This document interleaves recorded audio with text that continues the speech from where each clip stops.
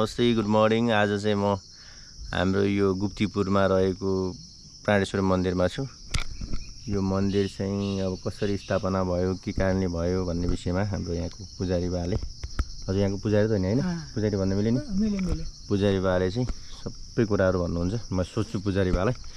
यो मन्दिर चाहिँ 12 नम्बर र 13 नम्बरको बिचमा छ है। यतातिर चाहिँ 12 नम्बर पर्छ भने यतातिर चाहिँ यो करेखोला साइड 13 नम्बर पर्छ। अनि यो बुवाले चाहिँ यो मन्दिर आफ्नै लगानीमा बनाउनु भएको रहेछ र केही सहायता यो ओराले पनि गरेको रहेछ। त्यसै गरी एकदम रमाइलो ठाउँ पनि छ यो, अनि मन्दिर पनि रहेको हुनाले तपाईहरु यहाँ आएर ध्यान योग पूजा आजा बिहा पनि गर्न सक्नुहुन्छ हैन। बुवाको शुभ नाम भनिदिनु न बुवा। मेरो टिकाराम सापकोटा। टिकाराम सापकोटा हाम्रो बुवा हुनुहुन्छ। अनि बुवाले चाहिँ यो मन्दिरमा सबै इन्भेस्ट गर्नु भएको छ। बुवाको घर चाहिँ कहाँ बुवा? मेरो नेमारे 12 नम्बर। 12 नम्बर कहाँनिर भन्नु त? यो नयाँ पुल छ अहिले। नयाँ पुल यहाँ? नयाँ पुलै नेर छ मेरो घर। बुवाको चाहिँ यहाँ हैन। बुवा यो मन्दिर स्थापना कसरी रहन गयो अनि हजुरले यो मन्दिर त अब के हुन्छ त इतिहास के कारणले रहन गयो भन्ने हुन्छ? यसलाई अब हामीको कारण यस्तो भयो। कस्तो भयो भने हामीले यहाँ यो सडक खन्ने बेलामा, हजुर यो सडक खन्ने बेलामा, यो सडक खन्ने बेलामा हामीले डोजरले चाहिँ त्यसको चाहिँ त्यहाँ खन्दा खन्दा डोजरमा जाने त्यसको शिवलिङ्गमा डोजरको दाँत लागेर डोजरको दाँतसम्म भाँचियो। हजुर डोजरको दाँत भाँचिएपछि त्यहाँबाट हामीले सबैले स्थापना गरे यस्तो किन भयो त यहाँ भनेर हेर्ने बेलामा यो भेटिए। यिनलाई त्यहीँ स्थापना गरेर हामीले 3 वर्ष अलि पल्तिर राख्यौँ। हजुर 2-4 बाटोको छेउमा राख्नु भयो? बाटोको छेउमा राख्यौँ। 3 वर्ष चाहिँ मैले त्यहाँ तिनलाई भित्तामा राखेर आजा पूजा चलाएँ। हजुर अनि त्यहाँबाट समिति राखेर हामीले समितिद्वारामा हामीले आज यो कहाँ राख्ने त भन्दाखेरिमा ल हामी जहाँ उचाइलो परेको छ शिवले जहाँ गर्नुहुन्छ उहीँ गरौँ भनेर हामीलाई समितिद्वाराबाट मैले त्यहाँबाट यो डाँडामा ल्याएर 12 नम्बरको 13 नम्बर सिमानामा राखेको छु। यो बनाएको मैले अब 70 सालमा यहाँ थपना गरेको हुँ। हजुर 70 सालबाट अब कति वर्ष भयो यहीँ छु म। अब आधा समितिले पनि गरेको छ, आधा मैले गरेको छु। मैले यो भन्छ समितिले बनाएको? समितिद्वारा भएको।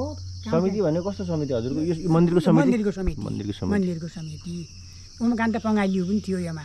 उमाकान्त पङ्गाली, भीमप्रसाद सुवेदी, समितिका दिने कार्य समितिहरू तिनीहरू पनि थिए।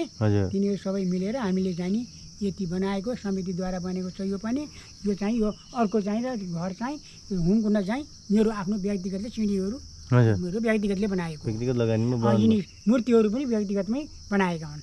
अब 2टा मूर्ति चाहिँ बाहिरबाट आएर बसेका छन्। यहाँ एकजना मान्छेले आफ्नो आमा बाउको दाजुभाइको सम्झनामा लिएर आएर राखिदिनु भएको छ। चिल्ला पनि लगाइदिनु भएको छ। यो जो कसैले पनि आएर शिला बनाउन सक्छ, आफ्नो बनाउन सक्छ हैन? सक्छ। त्यसो भने त यो त जग्गा नै नपुग्ला त पछि मान्छे आएर गराउँदै जाला। गराउँदै पछि आफै बनाउँदै जान्छन्, बढाउँदै जान्छन्। त्यो आफ्नै जग्गा पुगेन भने के गर्ने पछि? पुग्छ, नपुग्ने कुरै हुन्छ। कति छ जग्गा यहाँ होला अब यो डाँडो अब पराउदातिर पर्यो। यो डाँडो पल्ला यो दुईटा ठाउँ मानव बुवा मान्छे लाखौँ मान्छे आउँछन्, लाखौँ मान्छे आइदिएर यहाँ चाहिँ म मेरो सम्झनामा बनाउँछु, बुवाको आमाको सम्झनामा भने त्यो पाउँछ? त्यसमा पाउँछ, सबै पाउँछ है। हामी समिति बसेर हामी बनाएर राख्छौँ। हामी उता बरिपल सारेका छौँ, त्यो पूजा अर्चना गरिसके। यता बरिपल छौँ, उतापट्टि बरिपल सारेका छन्, यता बरिपल सारेका छन्। सार्न पाउँछ तल्ते बरिपल सारेछन्। अब उनीहरूले आफ्नो सम्झनामा आमाका सम्झना सारे, कसैले आमाका सम्झना घर बनाइदिन्छन्। आमा सम्झना के भनिदिनु। यहाँ अब यो कुखुरा फारमले पाल्ने हुन्। कुखुरा फार्मको मान्छेले भनेको थियो कि अहिले पानी नभएर अस्ति यहाँ उगाइदिने आमा बाबुको सम्झनामा एउटा फोटा चिन्ह गराइदिन्छु र मैले यहाँ उमालिदिन्छु, शब्द लगाइदिन्छु भनेको पानीले रोकियो, बनाएनन्। अनि बुवा अरू यो मन्दिरको विषयमा केही छ भन्नुपर्ने? केही अरू जाने बुझेको मैले सोध्न बिर्सेको केही छैन बा। म त बाहिर गएको छैन, तर यही बनाएँ। यहाँ अन्त मन्दिर गऱ्यो भने देखिएन। शिवजीको पूजा गर्दा तिनीहरूको जाने बिहान बेलुका धुपबत्ती र तिनलाई जलधारा चलाउन नुहाउने, अनि शिलाहरूलाई हेर्ने, यहाँको रस संरक्षण गर्ने, यिनलाई सुगर सफाइमा राख्ने। मेरो यही छ मेरो काम। अरूले यहाँ 4 पैसा कसैले दिएको पनि छैन मलाई।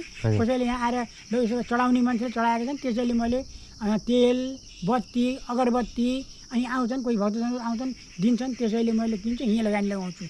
मैले अन्त लगानी लगाएको छैन, अपडेट दिए पनि छैन मलाई। लगानी पनि धेरै गर्नुभएको छ बुवाले मन्दिरमा हैन? कोही अब हुनुहुन्छ भने चाहिँ आएर चाहिँ सहयोग गर्न सक्नुहुन्छ मजाले हैन बुवा? सकिन्छ मजाले सकिन्छ। फाइनली बुवासँग मजाले कुरा गऱ्यो। हाम्रो पुजारी बुवा हुनुहुन्छ यहाँको हैन, मन्दिर प्राणेश्वर मन्दिरको। बुवासँग मजाले कुरा गरियो अनि म पनि आएँ। तपाईँहरू पनि आउन सक्नुहुन्छ। बिहान आयो भने मेडिटेसन गर्न, योग गर्न, ध्यान गर्न पनि एकदम दामी छ। यो नजिकै वन पनि छ वरिपरि।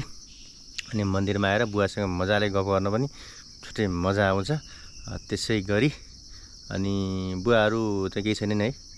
हस् बुवा नमस्ते गर्नु भोलेनाथको। नमस्ते भोलेनाथ, नमस्ते। जय भोले।